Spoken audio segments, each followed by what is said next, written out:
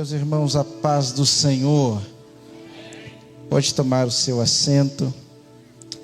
É com muita alegria que nesta noite eu, mais uma vez, assumo o púlpito aqui desta igreja para fazer menção da palavra de Deus.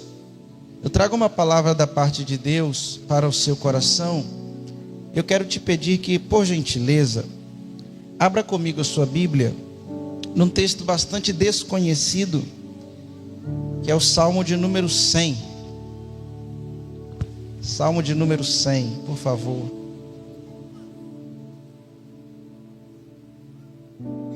É até difícil de achar, né, irmão? No meio da Bíblia, muita folha, muito... Salmo de número 100. Encontrando, nós faremos a leitura de todo este salmo. E eu peço a você que permaneça com a sua Bíblia aberta, para que possamos nela meditar durante todo o tempo da mensagem. Você encontrou o Salmo de número 100? Por gentileza, sinalize dizendo amém. Diz assim a palavra de Deus. Eu leio na Almeida Revista e Corrigida. Celebrai com júbilo ao Senhor, todos os moradores da terra. Servi ao Senhor com alegria e apresentai-vos a Ele com canto. Sabei que o Senhor é Deus. Foi Ele e não nós que nos fez povo seu e ovelhas do seu pasto. Entrai pelas portas dele com louvor, e em seus átrios com hinos. Louvai-o e bendizei o seu nome, porque o Senhor é bom, e eterna a sua misericórdia, e a sua verdade estende-se de geração a geração. Bendito seja para sempre o nome do Senhor. Meus amados irmãos, o livro dos Salmos é sem dúvida um dos livros, se não o livro mais lido, mais acessado, mais mencionado por nós na atualidade.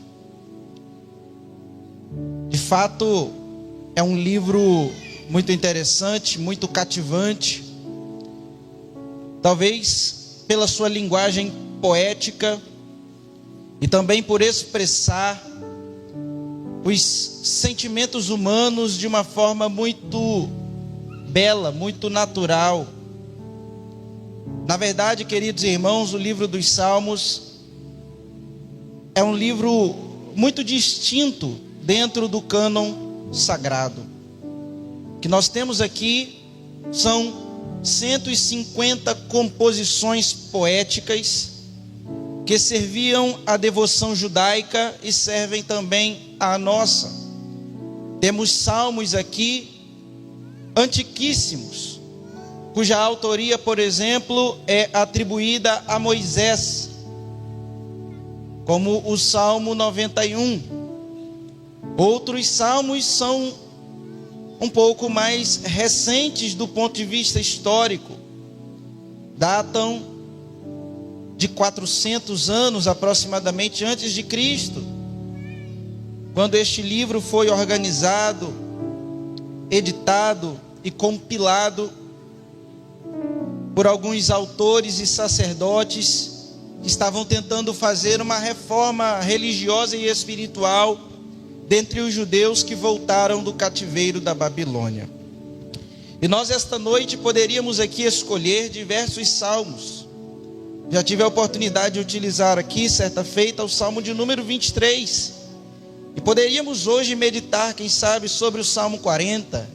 Esperei com paciência no Senhor, Ele se inclinou para mim, ouviu o meu clamor. Talvez poderíamos meditar aqui no Salmo de número 51, especialmente no verso de número 10, quando o salmista pede: cria em mim, ó Deus, um coração puro, renova em mim o espírito inabalável. Poderíamos aqui meditar em inúmeros salmos, mas Deus colocou no meu coração o desejo de meditar com os irmãos no salmo de número 100. Certamente você que está na igreja há no mínimo 6 meses deve ter ouvido pelo menos uma vez a leitura deste salmo aqui na igreja.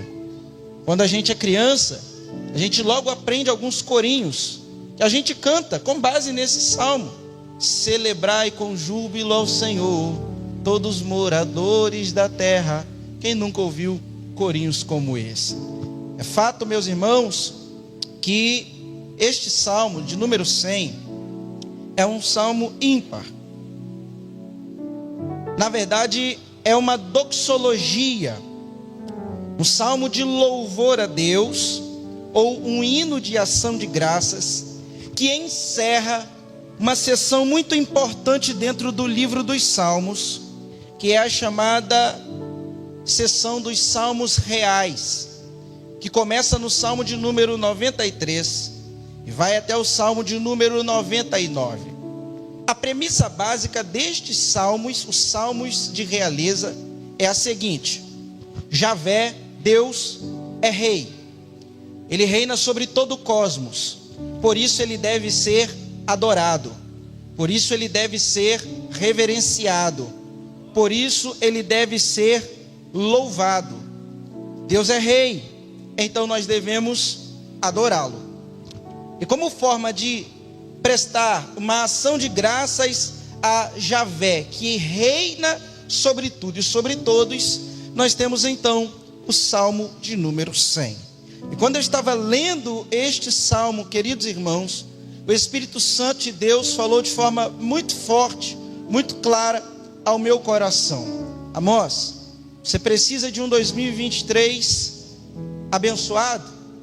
Então isso não pode ser desassociado de uma verdadeira, sincera e profunda adoração. E eu quero te incentivar essa noite, meu irmão, a melhorar o seu culto, a melhorar a sua adoração a Deus, a melhorar a sua entrega, a melhorar o seu louvor. Quando eu olho para este salmo, eu percebo aqui pelo menos 4 verbos. Na verdade, nós temos 7 verbos aqui colocados todos no português no modo imperativo, mas eu quero chamar a sua atenção para 4 verbos neste salmo, que estão obviamente no modo imperativo e que nos ajudam a melhorar o nosso culto. Se você está com a Bíblia aberta, o primeiro verbo está no verso de número 1, é o verbo celebrar. O segundo verbo está no verso de número 2, é o verbo servir. O terceiro verbo está no verso de número 3, é o verbo saber. E o quarto verbo está no verso de número 4, é o verbo entrar. Se você quiser melhorar a sua adoração, é preciso celebrar, servir, saber e entrar. E eu quero te convidar essa noite para a gente mergulhar neste salmo e entender um pouco mais sobre isso. E quando nós olhamos para o salmo, a primeira palavra que nós vemos aqui é justamente o primeiro verbo que eu quero salientar com os irmãos, que é o verbo celebrar. É importante dizer aqui, queridos irmãos, que Charles Spurgeon disse que nada pode ser mais sublime deste lado do céu do que um salmo, este salmo sendo cantado por uma congregação. O reverendo Hernandes Dias Lopes enfatizou que o salmo de número 100 traduz a expressão maiúscula e superlativa da alegria do povo de Deus, especialmente na adoração. E a pergunta é: como eu posso melhorar o meu culto? Como eu posso melhorar a minha adoração? A primeira coisa que nós precisamos fazer para uma adoração a Deus de excelência está no verso 1, é justamente celebrar. Você quer melhorar o seu culto? Celebre. celebre. Mas o que significa celebrar? A expressão hebraica para celebrar é hariur, que significa aplaudir, trombetear, gritar. Tenta aplaudir sem fazer barulho. Não tem como. Trombetear é literalmente tocar trombetas. Será que é possível tocar trombetas sem fazer barulho? Então, quando a gente olha para esse texto, a gente já logo percebe que adoração e silêncio não combinam. Veja, a etiqueta é o ramo da ética que mostra para nós que há um comportamento ideal e adequado para cada tipo de ambiente. Se você vai à biblioteca, o modo adequado de se comportar lá é silêncio. Se você vai a um hospital, o modo adequado de se comportar lá, silêncio. Se você vai ao cemitério, o modo adequado de se comportar lá é... Mas dá uma olhadinha para o seu redor. Você está na biblioteca? Você está no hospital? Você está no cemitério? Então tem um jeito de se comportar aqui. Como é que é o comportamento adequado aqui? O comportamento adequado aqui é aleluia. O comportamento adequado aqui é glória a Deus. O comportamento adequado aqui é louvado seja o nome do Senhor. Já tem gente que entendeu qual é o comportamento adequado. Se não for lhe incomodar, pega na mão desse crente que está do seu lado e diga para ele: você está no culto, se comporte. Você está na casa de Deus, se comporte. Você está no lugar de adoração, se comporte. Quem é que pode levantar as suas mãos e se comportar de modo adequado? Aleluia, aleluia. Celebrai. Mas amós, como celebrar? Está no texto: com júbilo. Por quê? Porque tem gente que vem para o culto, irmão, parece que o cidadão está indo para um velório. Mas o texto não diz celebrai ao Flamengo com alegria. Porque tem dia que se a gente for celebrar o Flamengo não tem alegria. Mas o segredo do júbilo na celebração é justamente a quem a gente celebra. A quem eu devo celebrar com júbilo? Está no texto: celebrai com júbilo ao Senhor. Ele é rei, meu irmão. O Flamengo tem dia que faz raiva na gente. Deus não. Deus está sentado no trono, reinando soberano. É por isso que o nosso coração se enche de júbilo para celebrar a Ele. Glória, oh glória. Seu coração ainda tem alegria para adorar a Deus? Você veio aqui simplesmente pela obrigação de vir? Seu coração ainda tem aquele fogo que nos faz adorar a Deus? Ou você está aqui como um robô autômata? Se for como um robô, dá tempo de mudar hoje. E talvez alguém esteja pensando: Amós, tudo bem, tem que celebrar com júbilo ao Senhor, mas eu acho que isso aí não é para todo mundo. Porque tem ordem que é para todo mundo, mas tem ordem que é só para alguns. Eu me lembro de quando eu estava no tiro de guerra, 2018, ou melhor, 2012. Faz as contas não, senão você vai descobrir quantos anos eu tenho. E lá era o seguinte: tinha o dia da faxina, e o subtenente dizia: TG, hoje vai ter faxina. Todo mundo tinha que dar faxina. Menos quem? O subtenente. Você acha que ele ia dar faxina, irmão? O armeiro e eu. Porque eu era o responsável pelo almoxarifado. A turma precisava do quê? Vassoura. Eu estava lá no almoxarifado, toma vassoura. Eu quero um balde, toma o balde. Aí eu estou precisando de um ancinho, de uma foice para limpar lá. Toma, meu filho, está aqui. A ordem não era para todo mundo, mas tinha uma ordem que era para todo mundo. Até para o subtenente. Dava 8 horas da manhã, era o momento do hasteamento da bandeira. Irmão, não tinha ninguém que tivesse desobrigado daquela ordem. Deu 8 horas, tocava lá o negócio da corneta lá, o atirador responsável começava a subir, todo mundo parava, até o subtenente prestava continência e ficava olhando a bandeira subir. Porque tem ordens que são para alguns, mas tem ordens que são para todos. E talvez você esteja pensando, eu acho que esse negócio de celebrar com júbilo ao Senhor é só para o pastor. Eu acho que isso é só para os músicos. Não, esse negócio de celebrar com júbilo ao Senhor talvez deve ser só para o cantor convidado do dia. Será que é isso? Vamos conferir? Celebrai com júbilo ao Senhor. Todos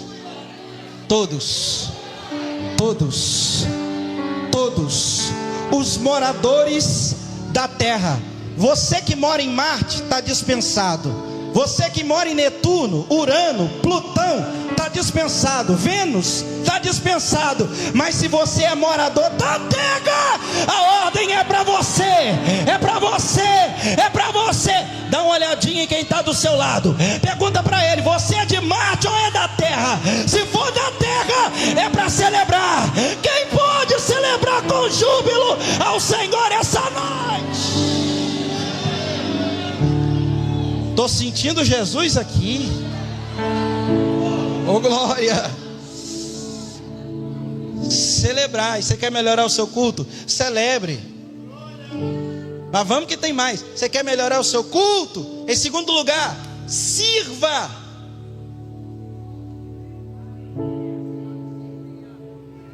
Apertar um cadinho aqui. Mas vamos lá. A expressão servir aqui, o verbo servir aqui é avod.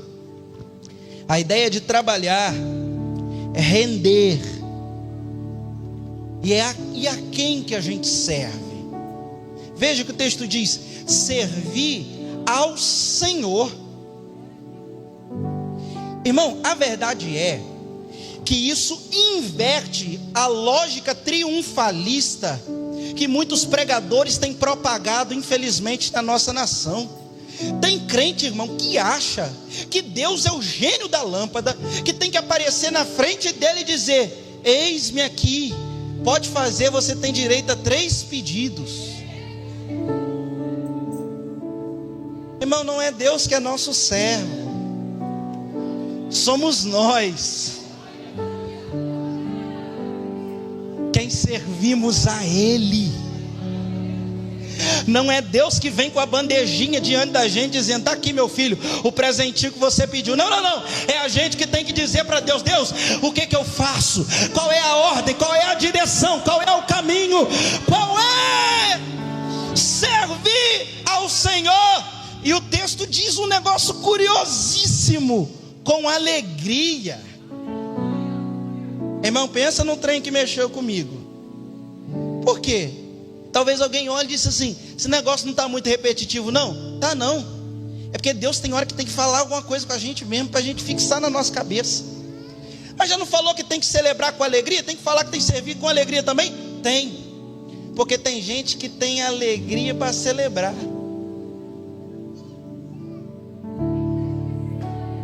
mas não tem alegria para servir. No dia do congresso, o cidadão está aqui, 1000 graus de unção. Aí na hora de carregar uma cadeira, a alegria vai embora. Não. Tem alegria para celebrar, mas tem que ter alegria para servir também.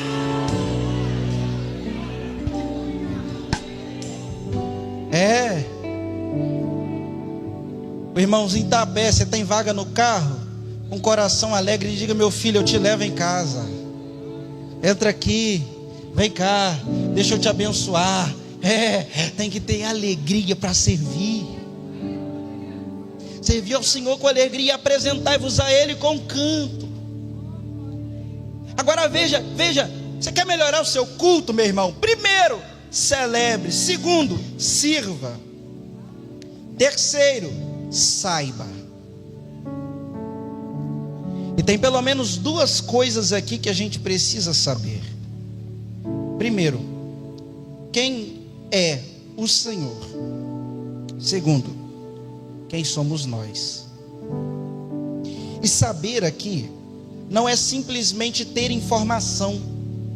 A expressão derru aqui, que é traduzido como saber, é mais do que ter informação. É literalmente um conhecimento experiencial. Eu sei porque eu provei, eu sei porque eu senti, eu sei porque eu experimentei. E o que é que eu preciso saber? O que é que eu preciso experimentar? Eu preciso saber quem é o Senhor. E o texto diz: sabei que o Senhor é Deus.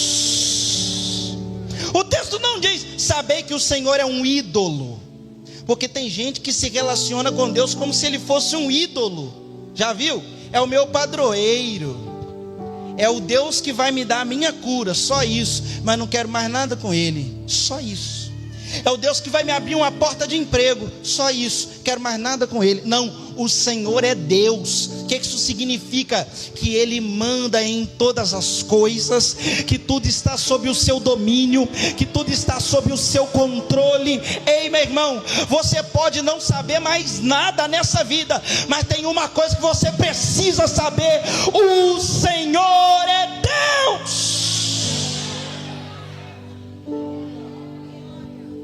Quem somos nós? Isso é uma coisa importante para a gente saber. Veja, saber que o Senhor é Deus. E quem somos nós? A Bíblia apresenta duas imagens para nós. A primeira: nós somos seu povo. Veja, saber que o Senhor é Deus. Foi Ele e não nós que nos fez povo seu. Povo. Quem somos nós? Nós somos o povo de Deus. Isso me faz lembrar 1 Pedro capítulo 2, versículos 9 e 10. Mas vós sois a geração eleita, a nação santa, o sacerdócio real, o povo adquirido. Para quê, Pedro? Para que anuncieis as virtudes, está no plural porque é mais de uma, daquele que vos chamou das trevas para a sua maravilhosa luz. Vós quem, Pedro? Vós que em outro tempo não erais povo, mas agora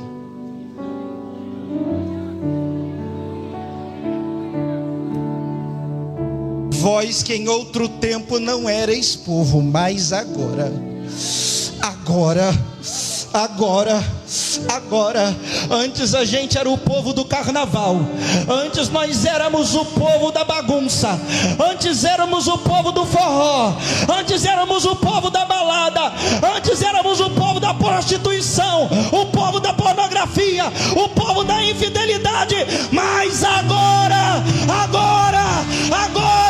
sois povo de Deus. Só quem é povo dele, só quem é povo. Ei, você não é qualquer um, você é parte do povo de Deus.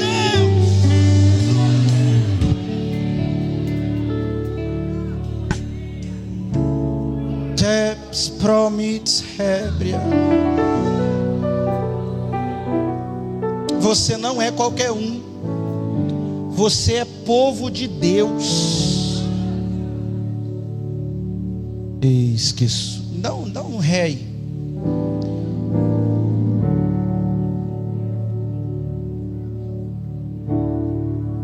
Esqueço. Vou puxar no meu tom aqui, ó. Eis que surge um povo forte, revestido de poder, que não teme nem a morte. Quem a ele pertencer, vencer e terás sublime sorte, pois com Cristo ao céu vai. Podes tu também dizer: sou. Será que tem alguém que faz parte desse povo? Um dos tais.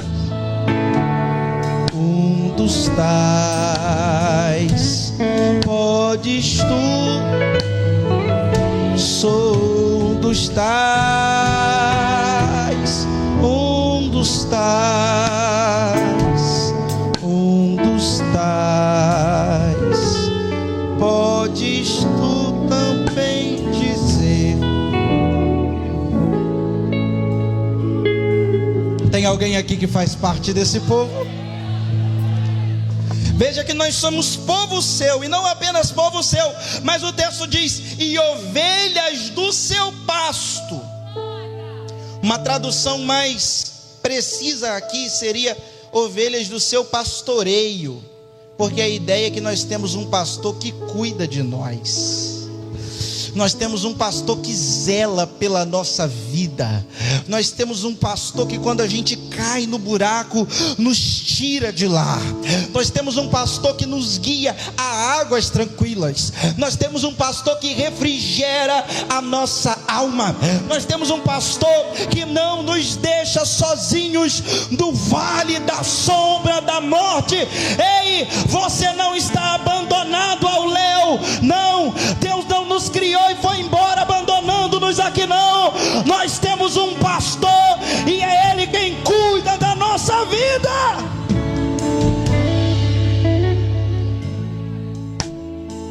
Sabei que o Senhor é Deus, foi Ele, não nós, quem nos fez povo seu e ovelhas do seu pasto. Agora veja o que o texto diz no verso de número 4: entrai.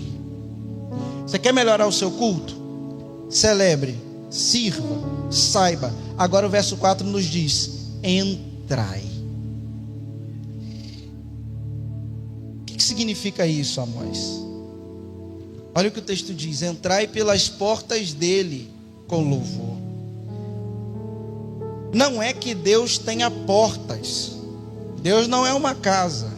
Deus não é um prédio. Portas dele aqui é uma referência ao templo, a morada de Deus entre o seu povo. E a ideia aqui é entrar no templo já adorando, é entrar no templo já cantando. Por quê? Porque culto não começa na igreja. Culto começa em casa. Culto começa no nosso lar. Vem pelo trajeto. E quando a gente chega na casa de Deus, aleluia, a gente já está adorando, há muito tempo. O texto diz: entrai pelas portas dele com louvor. Ou seja, eu já atravesso a porta de Deus dizendo: santo é o Senhor, grande é o seu nome, bendito é o nome do Senhor. Deus é fiel, Deus é maravilhoso. Tem gente, irmão, que passa a tarde inteira no Facebook, no WhatsApp. Tem nada contra, pode usar. Só que o cidadão não liga, não se liga em Deus, não ora. Chega na igreja, quer ver alguma coisa. Como é que vai ver, meu irmão? Mas coisa boa é aquele crente que no dia do culto já acorda pensando assim: meu Deus, tomara que o dia hoje passe rápido. Eu não vejo a hora de chegar o momento de me aprontar e ir para a casa de Deus. Aí vai dando 5 horas da tarde, ele já começa: glória a Deus, pois vencerei, triunfante sigo, levando a cruz, aleluia. Vai dando 7 horas, lá vem ele vindo para a igreja e dizendo: Deus é grande, Deus é fiel, Deus é santo. Entrai pelas portas dele com louvor. Quem veio trazendo alguma coisa para ele? Quem veio trazendo alguma coisa para ele? Quem veio trazendo?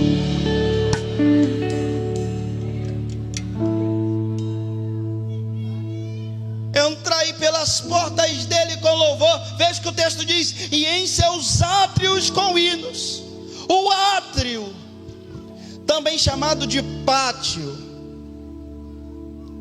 era o espaço mais longe que um judeu, no período aqui do segundo templo, poderia ir dentro da casa de Deus. Ele não poderia entrar no lugar santo e nem no santo lugar, no santíssimo lugar, porque no santíssimo lugar somente o sumo sacerdote uma vez por ano.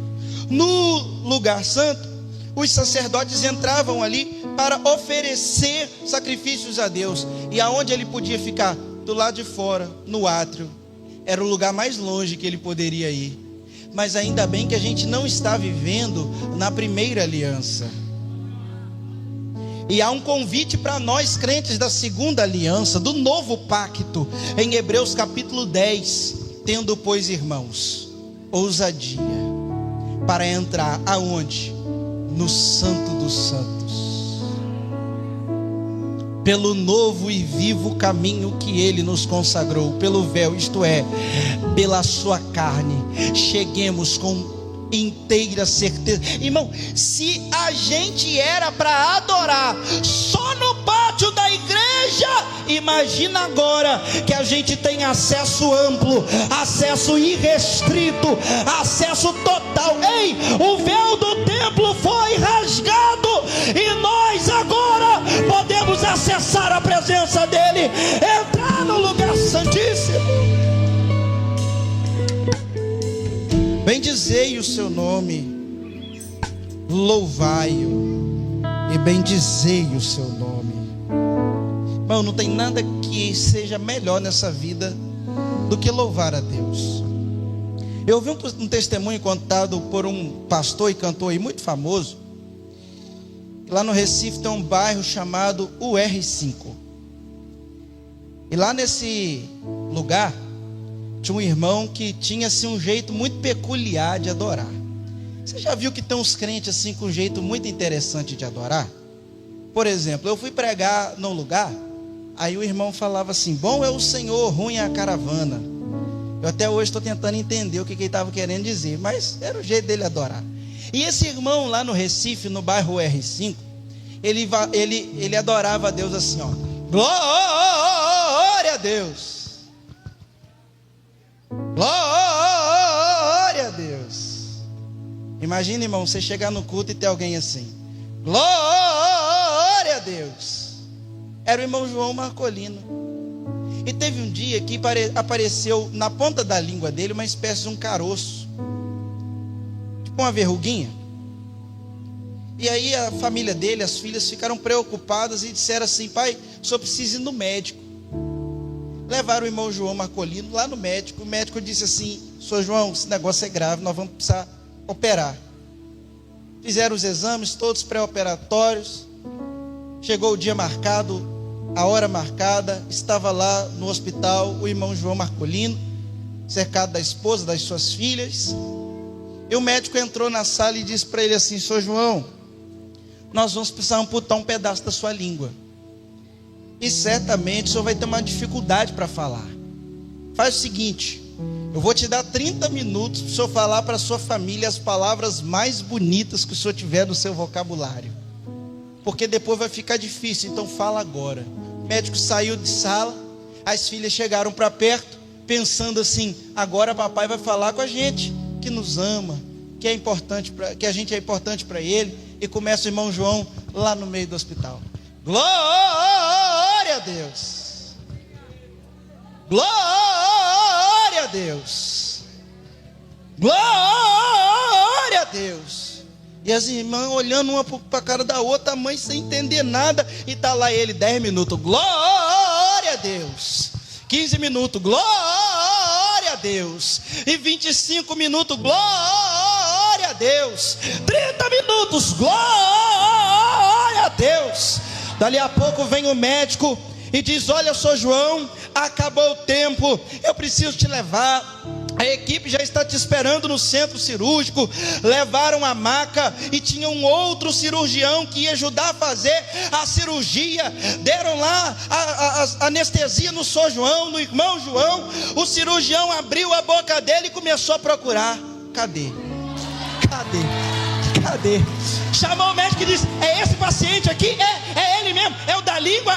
Vem cá, porque eu não estou achando, eu estou procurando, mas não estou encontrando quem pode adorar ao Deus que faz milagres no meio da adoração, quem pode adorar ao Deus que cura no meio da adoração, ao Deus que abre porta no meio da adoração.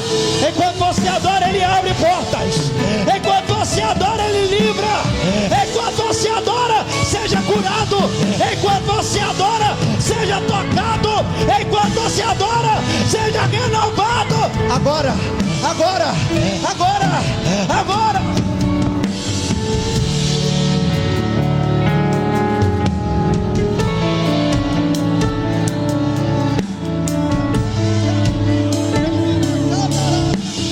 Tem uma glória aqui.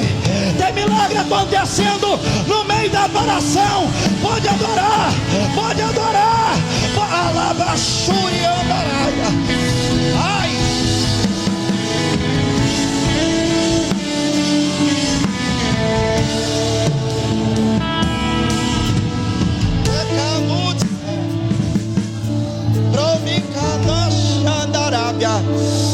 Anutsi kemina hana baganda la shori mikanda jamina kanda la suri mihe ao espromi kana suya. Tem milagre acontecendo aqui. Chama sihe uri mikanda arábia. Seja curado, seja tocado aí agora.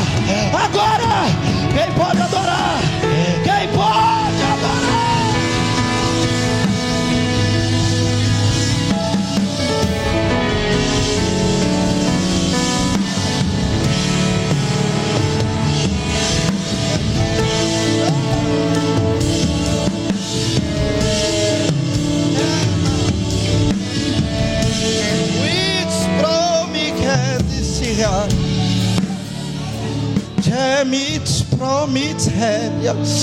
Tem uma glória de Deus invadindo essa casa. Eu vou parar de pregar.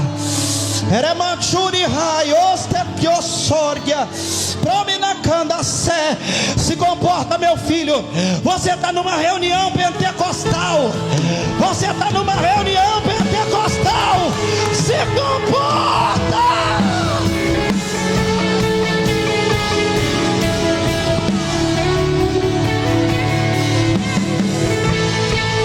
Seja renovado aí agora.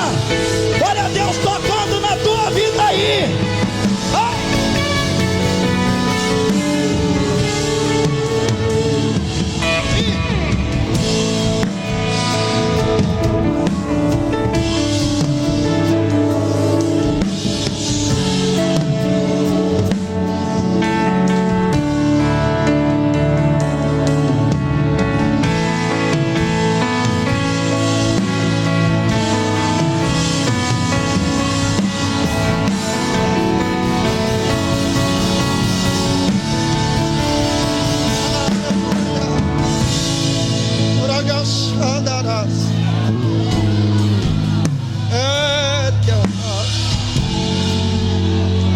Que presença, meu Deus.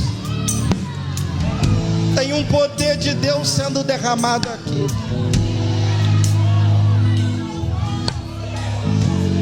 Aleluia. Se coloque de pé comigo, por gentileza. Por favor, pastor Fábio.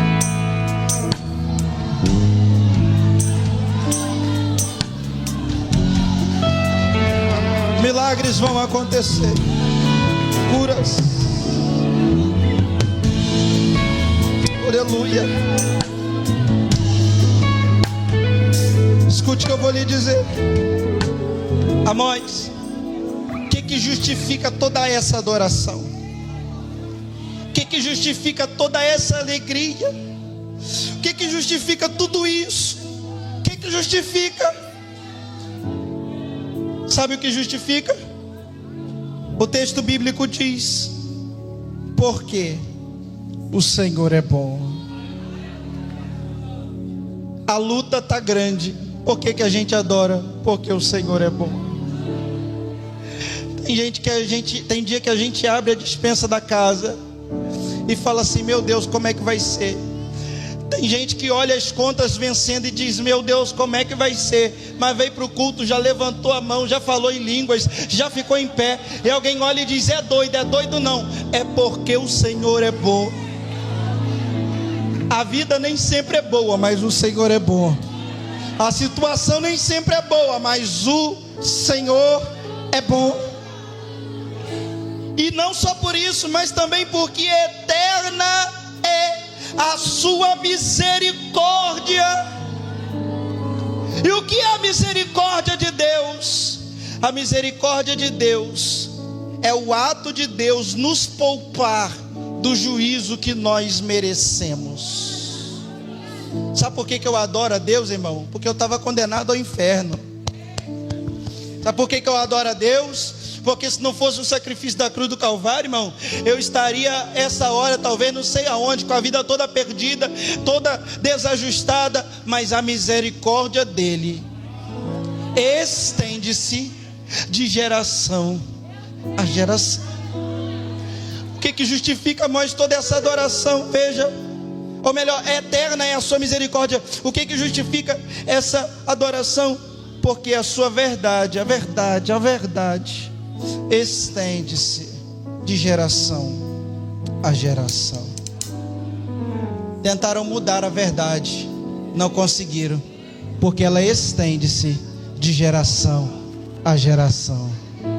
Estão tentando eliminar alguns trechinhos da verdade, não vão conseguir, porque ela estende-se de geração a geração.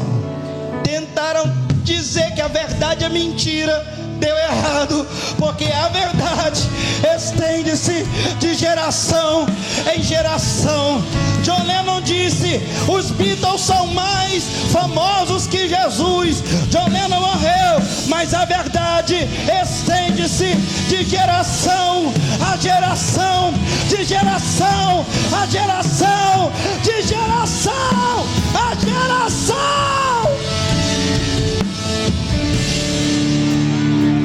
E eu quero fazer um convite nesse momento para você que entende que a sua vida está em trevas, mas a partir de hoje você precisa ser inserido, ser contado no meio do povo de Deus. Você entrou aqui, você está perdido na vida, sua vida não tem sentido. Ei, deixa eu te dizer uma coisa: o que você precisa é de um pastor que vai guiar a tua vida.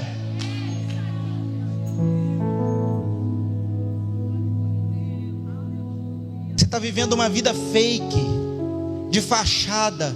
O que você precisa é da verdade que se estende de geração a geração. Tudo que você viu aqui, tudo que você ouviu aqui, não é manipulação humana. O que acontece aqui dentro é que tem um povo com um coração jubiloso, que adora este Deus, que tem uma misericórdia eterna. E este Deus quer transformar a sua vida, quer te alcançar.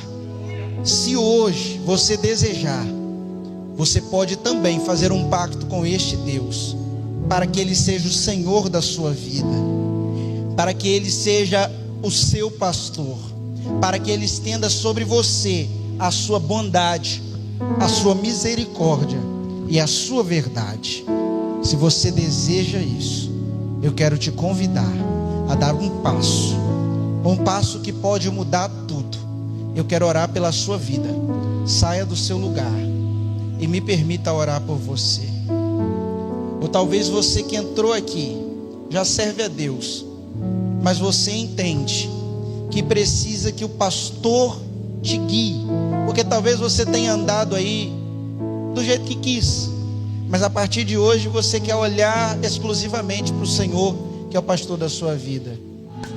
Nós cremos que o Senhor está aqui esta noite, porque nós somos teu povo, o povo da adoração, o povo que te celebra com júbilo, o povo que te serve. Sim, o povo que veio sabendo quem tu és. E o povo, Senhor, e entrou aqui neste lugar para adorar a Ti. Senhor, em nome de Jesus, que a Tua bênção esteja sobre cada vida que está aqui neste lugar. Em nome de Jesus, que haja milagre, que haja livramento, que haja renovo. Deus, que haja batismo, que haja reconciliação, que haja perdão, porque Tu és o Deus que está nesta casa. Em nome de Jesus nós oramos. Amém.